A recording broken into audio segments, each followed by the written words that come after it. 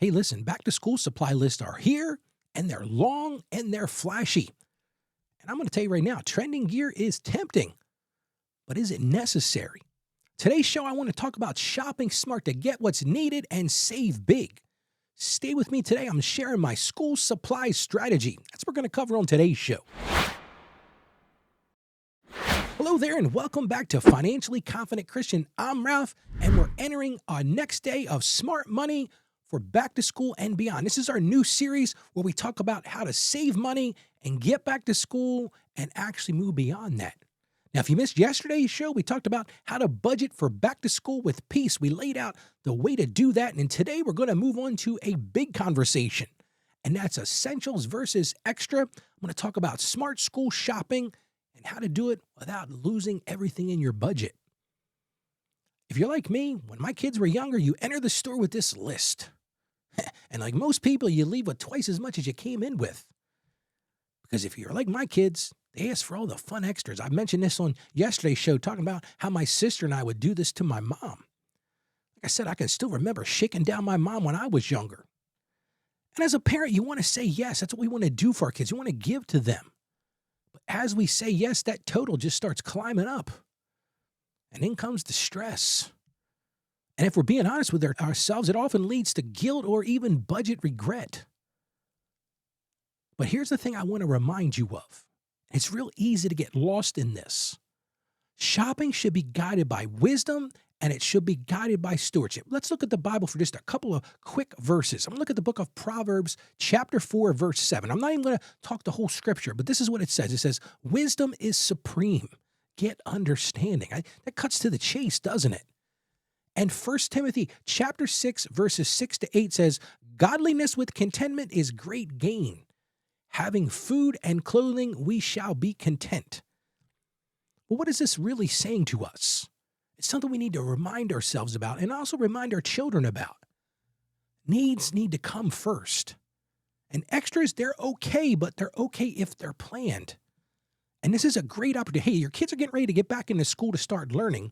This is a great opportunity to teach your kids discernment, and you can teach it right now. Because stewardship applies even in the back-to-school aisle. So now you're saying, Ralph, I am 100% on board with you, but what can we do? Well, here's my solution, and this one is going to cut right to the chase. We got to create a needs-only shopping list. We got to reuse what we can and stay laser-focused. Because here's the truth. Shopping with a plan leads to peace, and it leads to savings. So here's your one action step for today. And this one is not going to be very complicated today. Maybe a little bit of negotiating with your kids, it might be a little complication, but start by creating a needs-only list. We talked about yesterday assembling that school list. I want you to just go through that and highlight only the true necessities. What are the things we absolutely have to have? Because I don't know about you, but when my kids were younger, now my kids are in their 20s now, so we're kind of disconnected from this. But there was always a bunch of stuff on there like, yeah, that'd be nice you had it, but you don't need it. I think sometimes these teachers in these schools send out this bucket list of stuff they'd love to have, but what do you really need?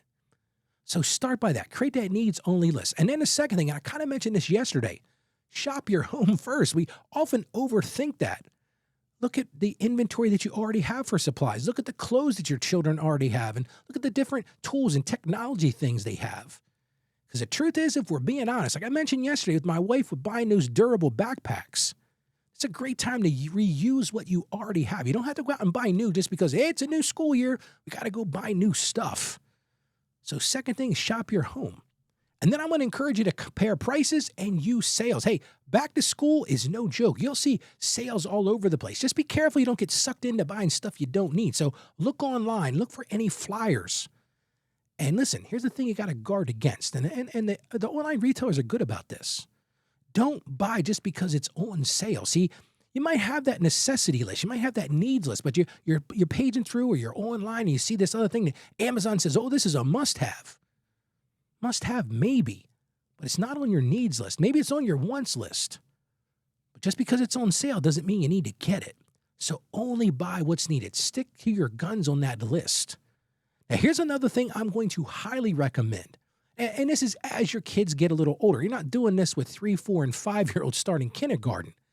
but involve your kids with setting these boundaries. Let them help you. Maybe you let them pick one small extra item for the back to school season. Maybe say, listen, okay, here's the things you absolutely need. Here's some wants you listed. I'm going to let you pick one of those things. Now, it needs to be within reason, and I would venture to say it needs to be something that would actually be useful for them.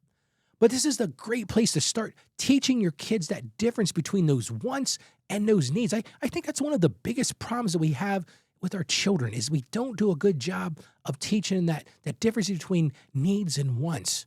Because if you're like me, you're that parent that wants to please your kids. You want your kids to have maybe the things that you didn't have. It's so easy to get in that trap of needs versus wants. But this is a great opportunity. This back to school season, they're starting to get in the mind of education again. Start teaching them that difference between the needs and wants, and it will be beneficial. That will produce benefits for the rest of their life.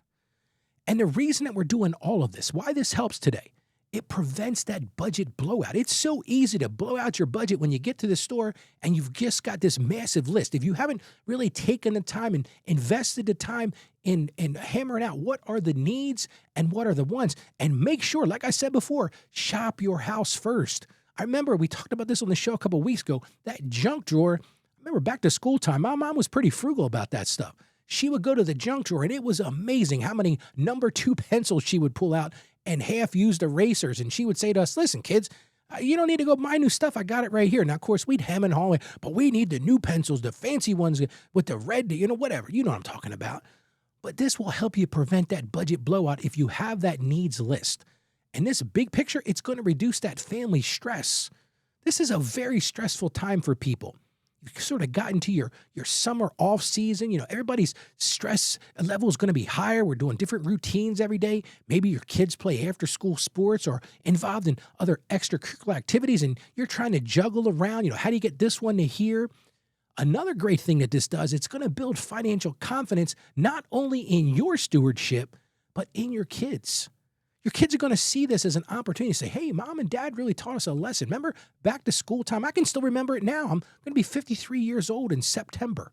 And as I prepared for this series, I was thinking about the lessons that I learned from my mom during this time, how she was able to really stretch that dollar.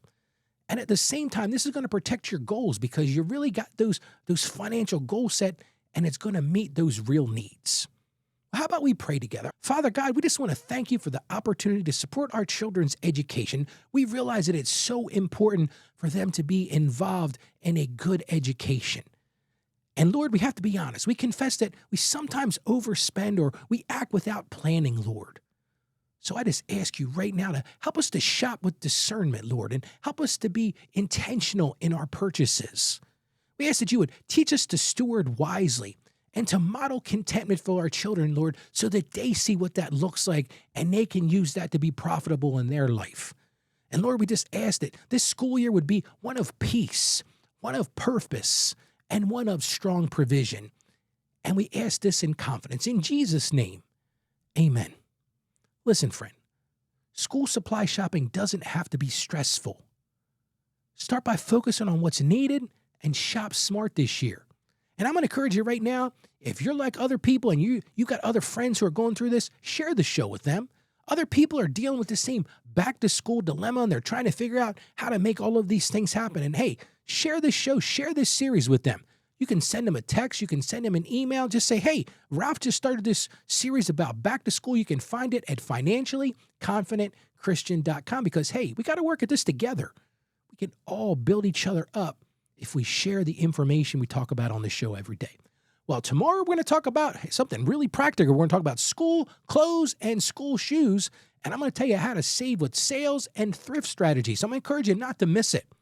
So let's go out there today and be financially confident Christians. You can do this. I truly believe in you. Believe in yourself. Stay financially savvy. God bless you, and you have a great day today.